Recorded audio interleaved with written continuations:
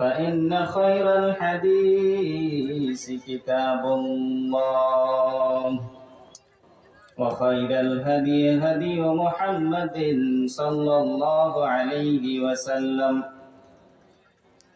وشر الأمور محدثاتها وكل محدثة بدعة وكل بدعة ضلالة وكل ضلالة في النار أعوذ بالله من الشيطان الرجيم بسم الله الرحمن الرحيم إنما الخمر والميسر والأنصاب والأزلام رجس من عمل الشيطان فاجتنبوه لعلكم تفلحون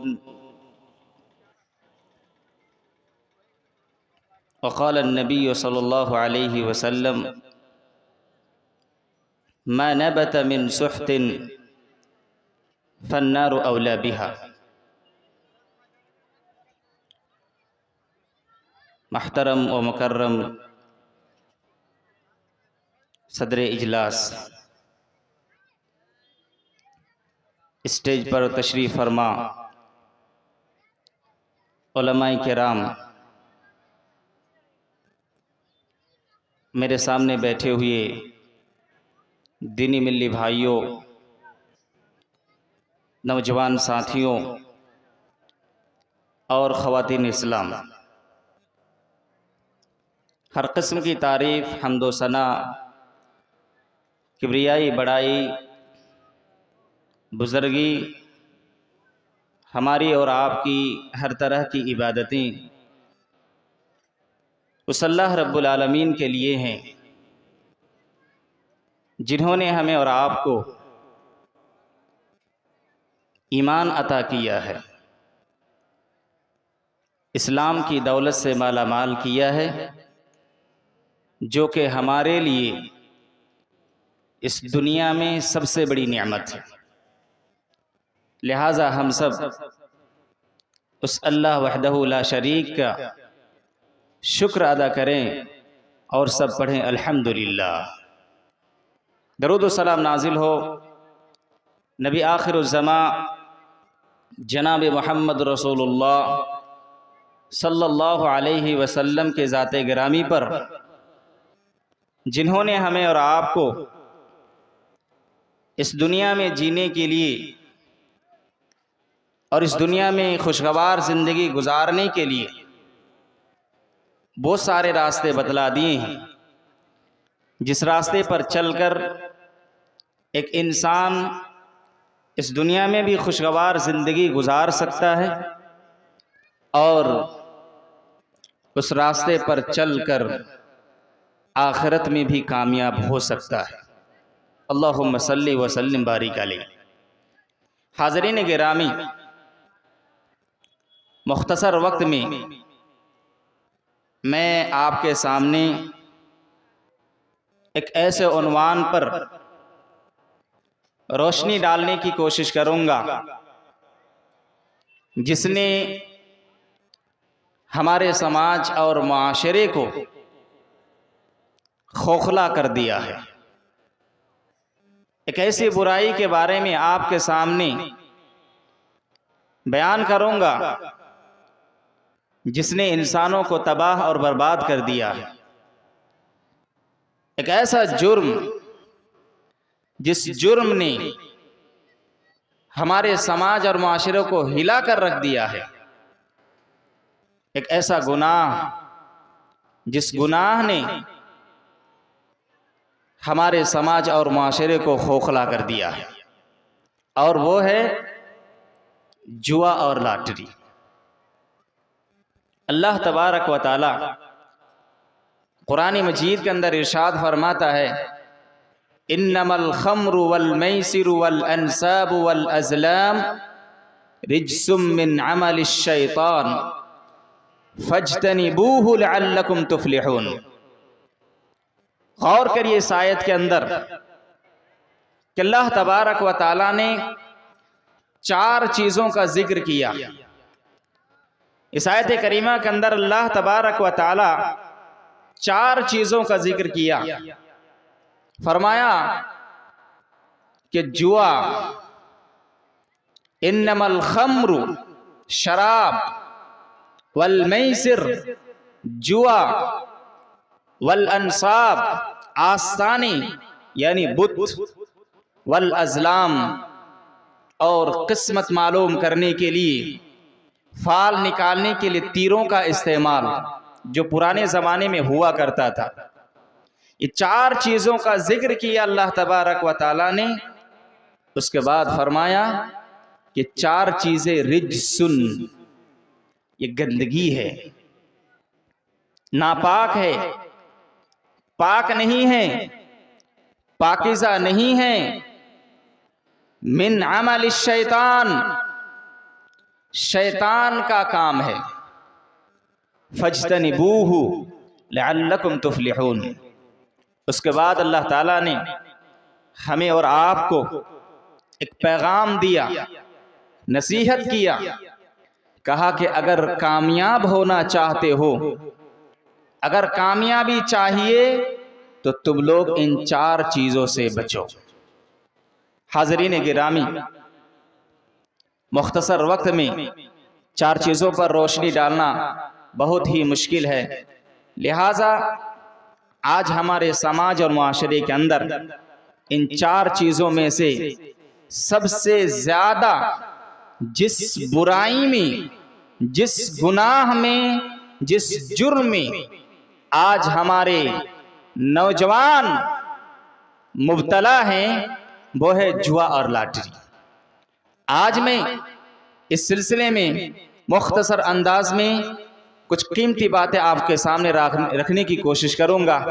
अल्लाह ताला से दुआ है कि अल्लाह ताला हम सब को कहने से ज़्यादा, सुनने से ज़्यादा अमल की तौफीक अता फरमाए। अल्लाहुम्मा आमीन। अल्लाह तबारक व तआला ने जुआ के सिलसिले में, लॉटरी के सिलसिले में फरमाया, 3 बातों की तरफ इशारा किया।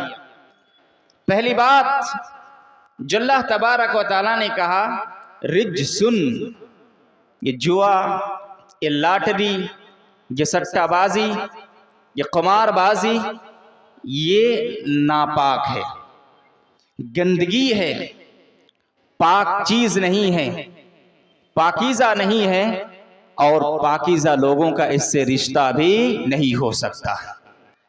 जो इंसान पाकीज़ा है, अच्छे इंसान हैं, अच्छी ज़हनियत रखने वाले इंसान हैं, उसका ताल्लुक़ कभी भी इस जुआ और लॉटरी से नहीं हो सकता।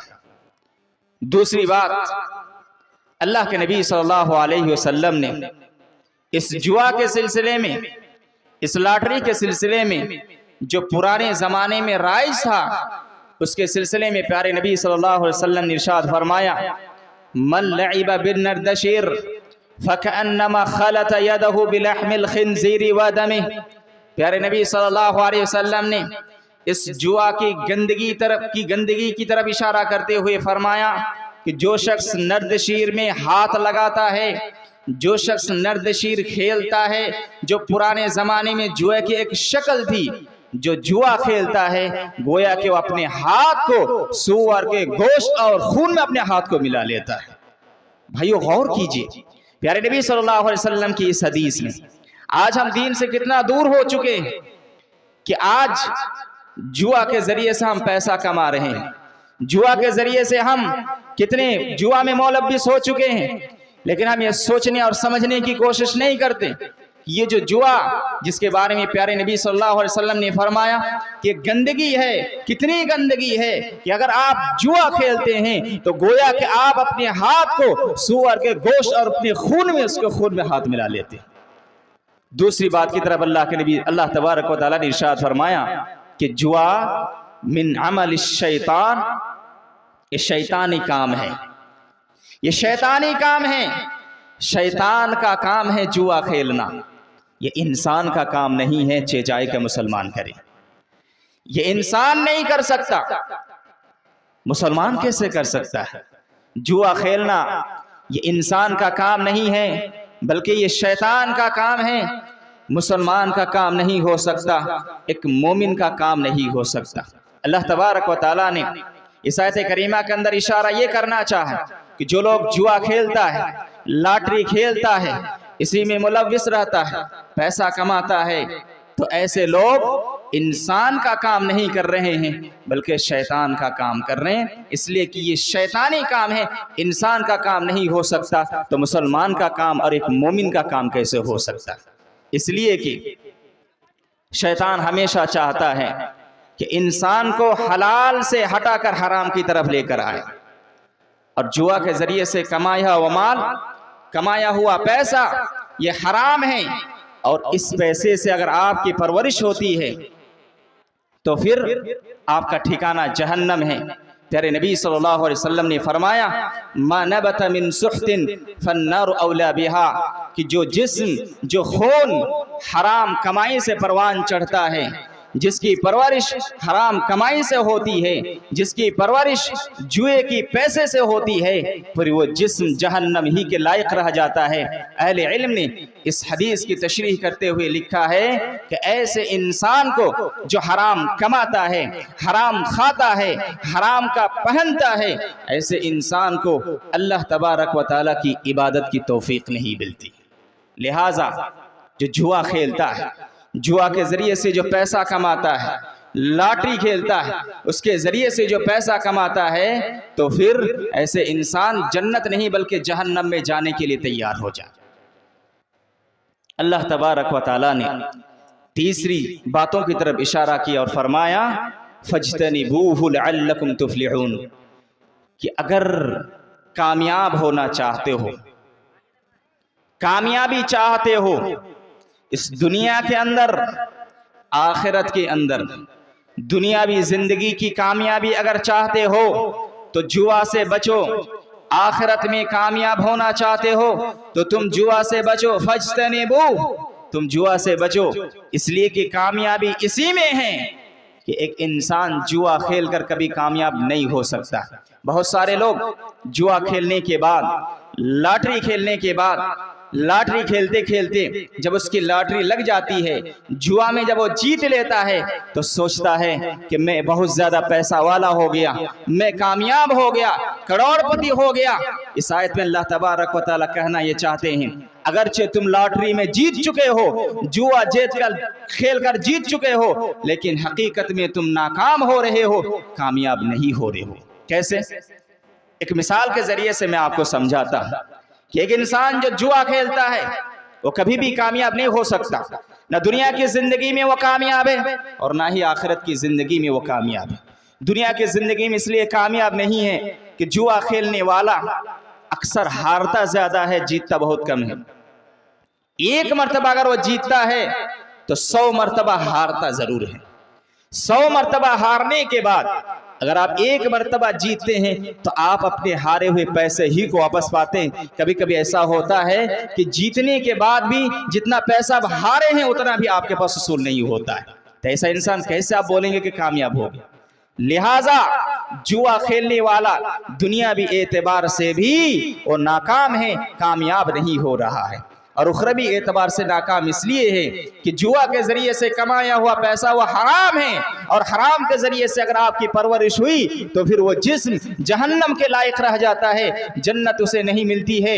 और इस दुनिया के अंदर, आखिरत के अंदर हकीकी कामयाबी, असल कामयाबी ये है कि एक इंसान जहन्नम से उसे दूर कर दिया जाए और जन्नत में उसे दाखिला मिल जाए। अल्लाह तबारक व तआला के इरशाद है, फमन ज़ुहज़िहा अनिन नारि व उदखिलल जन्नत फ़क़द फ़ाज़, कि जिस इंसान को जहन्नम से दूर कर दिया गया हो, जन्नत में उसे दाखिल कर दिया गया हो, यही इंसान हकीकत में कामयाब है, यही इंसान असल में कामयाब है। असल कामयाबी आखिरत की कामयाबी है। असल कामयाबी ये है कि आप जन्नत में दाखिला हो जाए, आपका जन्नत में दाखिल हो जाए, जहन्नम में बच जाए, जहन्नम से बच जाए। एक इंसान जो जुआ खेलता है, जुआ के जरिए से पैसा कमाता है, लॉटरी के जरिए से पैसा कमाता है, वह इंसान कभी भी उसे इबादत की तौफीक नहीं मिलती, और आखिरकार उसका अंजाम ये होता है वो जन्नत नहीं बल्कि जहन्नम का वह हकदार बन जाता। मेरे भाइयों, इस आयत करीमा का खुलासा ये है कि जुआ एक गंदगी है, नापाक है, पाकीज़ा नहीं है, और पाकीज़ा लोगों का भी इससे ताल्लुक नहीं हो सकता। ये शैतान का काम है, इंसान का काम नहीं हो सकता। अगर इंसानियत आपके अंदर होगी तो फिर आप जुआ कभी खेल नहीं सकते। मुसलमान होकर के जुआ कभी खेल नहीं सकते, मोमिन होकर के जुआ कभी खेल नहीं सकते। इसी तरीके से अगर कामयाब होना चाहते हैं तो जुआ जैसे गंदगी से, जुआ जैसे बुरे जुर्म से आपको और हम यार आपको बचना पड़ेगा। मेरे भाइयों, एक अच्छा मुसलमान तो वो होता है जो अपनी मेहनत की रोजी रोटी खाता है। प्यारे नबी सल्लल्लाहु अलैहि वसल्लम ने फरमाया कि इब्ने आदम अपनी हाथ की कमाई, अपने हाथ की मेहनत की रोजी रोटी से बेहतर लुक़मा नहीं खाया। जो इंसान अपनी मेहनत से कमाता है, खुद कमाता, अपने हाथ की कमाई से खाता है, जायज़ तरीक़ों से कमाता है, मेहनत और मशक्क़त से कमाता है, इस्लामी शरीयत के नज़र में उसकी कमाई भी इबादत है। काब इब्न उजरा बयान करते हैं कि अल्लाह के नबी सल्लल्लाहु अलैहि वसल्लम सहाबा किराम के पास बैठे हुए थे। एक आदमी अपने घर से बाहर निकले, बड़े हट्ठे कट्ठे और मजबूत ताकतवर नौजवान थे। सहाबा किराम ने कहा, बड़े मजबूत इंसान हैं, बड़े ताकतवर इंसान हैं, बहुत अच्छी पर्सनालिटी है, क्या अच्छा होता कि इंसान ये अल्लाह मैदान जंग में जाता, जिहाद के मैदान में जाता, इसलिए कि ऐसे इंसान की बड़ी ज़रूरत है, शहीद हो जाता। प्यारे नबी सल्लल्लाहु अलैहि वसल्लम ने फरमाया कि वो इंसान अगर इस नीयत से घर से निकला है कि अपने हाथ से कमाएगा और उस कमाई से खुद खाएगा, अपने घर वालों को खिलाएगा, लोगों के से मांगने से बच जाएगा, तो फिर उसका घर से निकलना भी अल्लाह के रास्ते में निकलना है। जिहाद करने के बाद जो नेकी मिलती है वही नेकी इस इंसान को भी मिलने वाला। मेरे भाई, मेहनत और मजदूरी से कमाइए, आपकी कमाई भी इबादत में शामिल हो जाए। लेकिन जुआ एक इंसान को मेहनत और मजदूरी से हटाकर, एक इंसान को मेहनत करने से हटाकर एक गलत आदत की तरफ ले जाता है, एक गलत लत की तरफ ले जाता है, एक गलत रास्ते की तरफ ले जाता है। शैतान बहकाता रहता है, मेहनत और मजदूरी करके क्या होगा, आज 100 रुपया 10 रुपया लगाओ, कल 100 बन जाएगा, आज 100 रुपया लगाओ, कल 1000 बन जाएगा, आज 1000 लगाओ, कभी लॉटरी लग जाए, करोड़ों रुपया तुम्हारे पास आ जाएगा। मेहनत और मजदूरी करने की क्या जरूरत है? आज इसी वजह से हमारे समाज और माशरे के अंदर जुआबाजी, सट्टाबाजी, कमारबाजी, लॉटरी बड़ी तेजी के साथ फैलती जा रही है। चाहे वो पढ़े लिखे नौजवान हो या फिर अनपढ़, अमीर हो या गरीब, मेहनत और मजदूरी से दूर भागते हुए ज्यादती की लालच में, शॉर्टकट तरीके से मालदार बनने की लालच में आज लोग इस बुराई में, इस जुर्म में बड़ी तेजी के साथ आगे मुब्तला होते चले जा रहे हैं। इतनी सारी शक्लें आज हमारे समाज और माशरे के अंदर पाई जाती है कि जिसको एक एक करके गिनाना बहुत मुश्किल है। मैं चंद नुमाया शक्लों का आपके सामने रखने की कोशिश करूंगा कि उससे मिलती जुलती शक्लों को देखकर आप खुद ब खुद ये हुक्म लगा सकते हैं कि ये जुआ है। पुराने ज़माने में घुड़दौड़ होती थी, लोग जाते थे, देखते थे और उसमें शर्त लगाते थे, पैसा लगाते थे कि अगर मैं हारा तो ये 100 रुपया रहा, लेकिन जीता तो 10 घोड़े के बिल मुकाबिल मेरा 1000 रुपया हो जाएगा। आज घुड़दौड़ में जाने की ज़रूरत नहीं। आज मोबाइल के अंदर इतनी सारी सहूलतें कर दी गई है कि आज नौजवान इस्लाम, खास करके मैं मुखातिब करूंगा नौजवान मुसलमानों को, हमारे नौजवान भाइयों को, आज मोबाइल के अंदर इतनी सारी सहूलतें कर दी गई है कि एक मुसलमान, एक इंसान घर बैठे सारा सट्टा, सारा जुआ घर बैठे खेलता है। चाहे वो ड्रीम 11 हो या 11 में सर्कल हो, जितने भी ऐप्स पाए जाते हैं, आज सबसे ज्यादा क्रिकेट के मैच और मैच से जुड़े हुए खिलाड़ियों को टीम बनाना और टीम बनाने के नाम पे मेंबरशिप का पैसा देना। याद रखो मेरे भाइयों, जो लोग भी एक ड्रीम 11 में या 11 में सर्कल में या फिर इस तरीके से खेल से जुड़ी हुई जितने भी ऐप्स हैं, आप 1 रुपया देकर भी हिस्सा अगर ले रहे हैं तो आप जुआ खेल रहे हैं, आप लॉटरी खेल रहे हैं, आज जो कि इस्लामी शरीयत की नज़र में सरासर हराम है, हराम है, जायज़ नहीं। एक मिसाल से मैं समझाता हूँ। जुआ में होता यह है कि लोग पैसा लगाते हैं, शर्त लगाते हैं और उसमें एक आदमी जीतता है और हजारों आदमी हारते हैं। आज पूरे हिंदुस्तान के अंदर लगभग 130 करोड़ की आबादी है, उनमें से 10% लोग भी अगर 1-1 रुपया लगाए तो 13 करोड़ रुपया जमा होगा।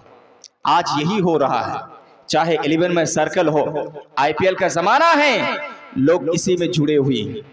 चाहे 11 में सर्कल हो या फिर ड्रीम 11 हो, इसमें जाकर के एक रुपया करके अगर लगाएंगे 13 करोड़ रुपया जमा होगा। उनमें से 1 करोड़ आपको देता है, 12 करोड़ रुपया अपने पास रख लेता है, जो कि सरासर खुल्लम खुल्ला जुआ है, लॉटरी है, इस्लामी शरीयत की नजर में हराम और नाजायज अमल है। मेरे भाई, अगर बचना चाहते हैं, कामयाब होना चाहते हैं, तो फिर हमें और आपको इससे बचना पड़ेगा।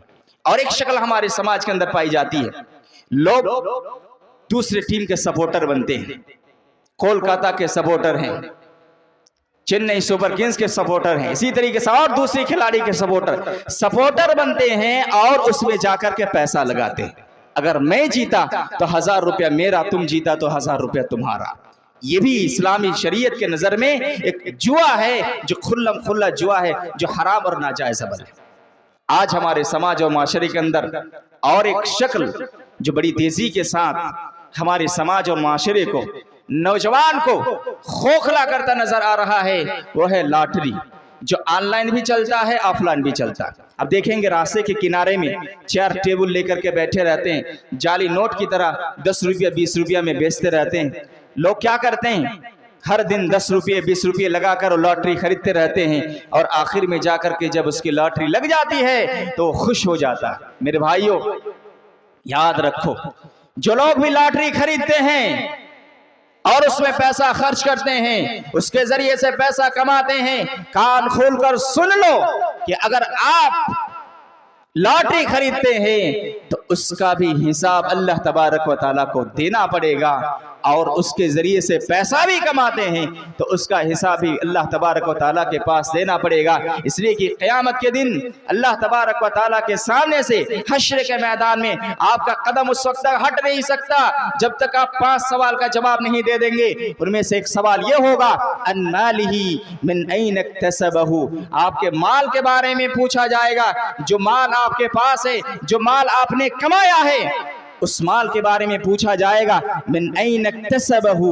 कि आपने वो माल कहां से हासिल किया, कैसे हासिल किया, कहां से आपने वो माल कमाया, लॉटरी के जरिए से कमाया, जुआ के जरिए से कमाया, मेहनत और मजदूरी के जरिए से कमाया, इसके बारे में आपको सवाल किया जाएगा। इस सवाल का जवाब तैयार रखिए। और दूसरा सवाल ये होगा, वफीमा अनफक़हु, अब ये नहीं कह सकते हैं माल हमारा है, हमने कमाया है, कहां से कमाई वो नहीं देखेंगे, हमारा माल हम खर्च करेंगे, हम जुआ में खर्च करेंगे या लॉटरी खरीदते हुए खर्च करेंगे। नहीं मेरे भाई, आप खर्च किस में कर रहे हैं, इसके बारे में भी आपको पूछा जाएगा। अगर लॉटरी खरीदते हुए खर्च कर रहे हैं, जुआ खेलते हुए खर्च कर रहे हैं, मासियत के कामों में, गुनाह के कामों में अगर खर्च कर रहे हैं, तो इसके बारे में भी आपको पूछा जाएगा और आपको इसका जवाब देना पड़ेगा। तैयार रहिए इसके लिए जवाब देने के लिए।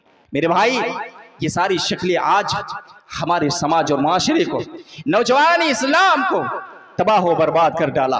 जुआ एक लत है मेरे भाई, जुआ एक लत है, नशे की तरह। जिस तरीके से नशा और नशा करने वाले इंसान के दिमाग में एक नशा तारी रहता है, जब उसे वक्त मुकर्रर पर शराब न मिले तो फिर उसकी दिमागी हालत ठीक नहीं रहती। उसी तरीके से जुए के आदी इंसान भी अगर वो जुआ नहीं खेलता है, अगर वो सट्टा नहीं लगाता है, तो फिर वो बेचैन हो जाता है और परेशान हो जाता है। और यहीं से एक इंसान की इनफिरादी जिंदगी में, घरेलू जिंदगी में, समाजी जिंदगी में और समाज और माशरे के अंदर बेशुमार खराबियां, बेशुमार नुकसानात जन्म लेने लगते हैं। सबसे बड़ी खराबी, सबसे बड़ा नुकसान जो होता है एक इंसान को जुए के जरिए से, लॉटरी के जरिए से, वो ये है कि आपस में दुश्मनियां पैदा हो जाती है।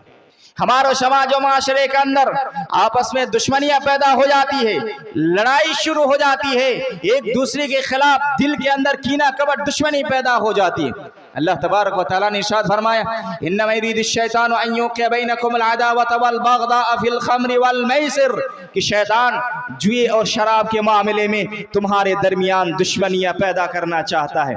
कैसे दुश्मनियां पैदा करता है? 10 आदमियों में से जब एक आदमी जीत लेता है और उनमें से 9 आदमी हार जाता है, तो फिर यहीं से उनके दिल में नफरतें पैदा हो जाती, मोहब्बत पैदा नहीं होती, वो उसके खिलाफ अपने दिल में नफरतें पैदा कर लेता है, दुश्मनी पैदा कर लेता है और कहता है आओ दोबारा खेलेंगे।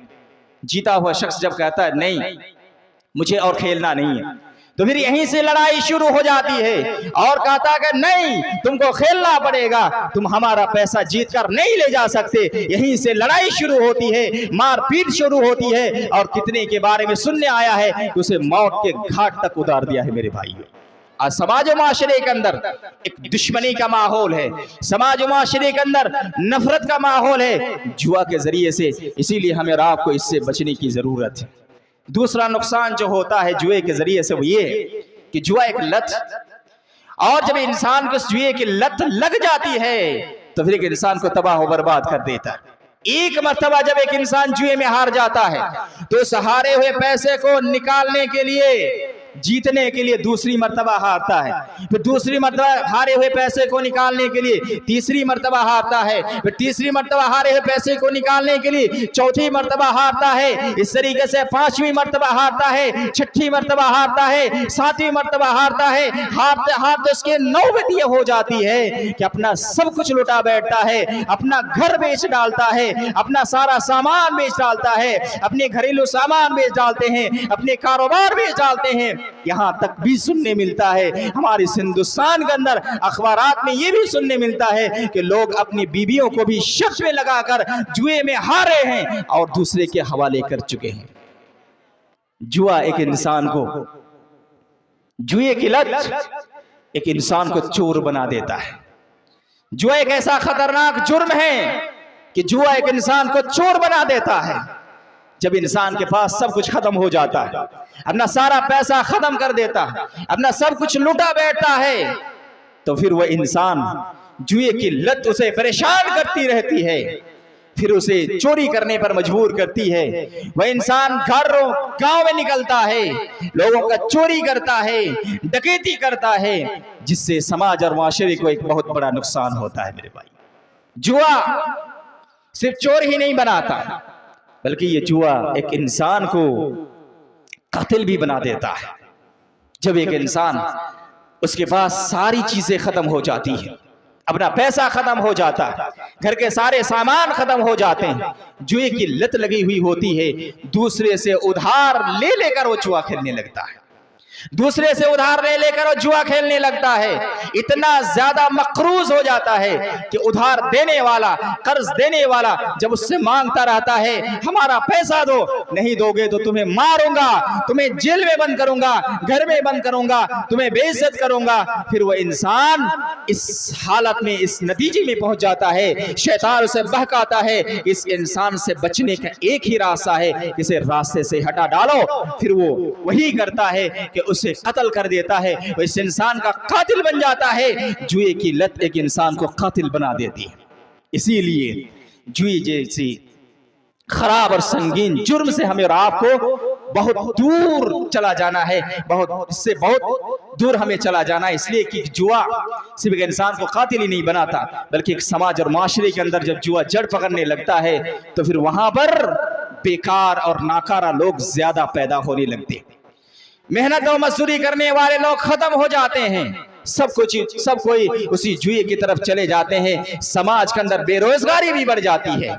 मेरे भाइयों, बुजुर्गों, दोस्तों, इसीलिए प्यारे नबी सल्लल्लाहु अलैहि वसल्लम ने इस जुए की तरफ इशारा करते हुए कहा था कि जुआ एक ऐसा जुर्म है कि इंसान इस जुआ को खेलने से पहले ही गुनहगार बन जाता है। इसीलिए प्यारे नबी सल्लल्लाहु अलैहि वसल्लम ने फरमाया, मन क़ाल लि अख़ीहि ताल वक़ामिर का फलियतसद्दक़, कि जो शख्स अपने भाई को कहता है आओ हम जुआ खेलेंगे, अब तक खेला नहीं है, सिर्फ दावत दिया, बुलाया कि आओ हम जुआ खेलेंगे, इसी में गुनहगार हो जाता है। प्यारे नबी सल्लल्लाहु अलैहि वसल्लम ने फरमाया, जुआ अब तक खेले नहीं हो, बोले हो बस कि आओ जुआ खेलेंगे, चाहिए उस इंसान को फलियतसद्दक़, वो सदका करे ताकि जो गुनाह हुआ है उस गुनाह का वो कफ़ारा बन जाए। मेरे बुजुर्गों, दोस्तों, मैं मुख्तसर अंदाज में मैं कहना ये चाहता हूँ कि जुआ एक ऐसा जुर्म है, गंदगी है, शैतानी काम है अगर आप दुनिया व आखिरत में कामयाब होना चाहते हैं तो फिर इससे हमें और आपको बचना है, वरना इससे एक इंसान तबाह हो बर्बाद हो जाता है, एक समाज तबाह हो बर्बाद हो जाता है और एक इंसान को चोर बना देता है, कातिल बना देता है।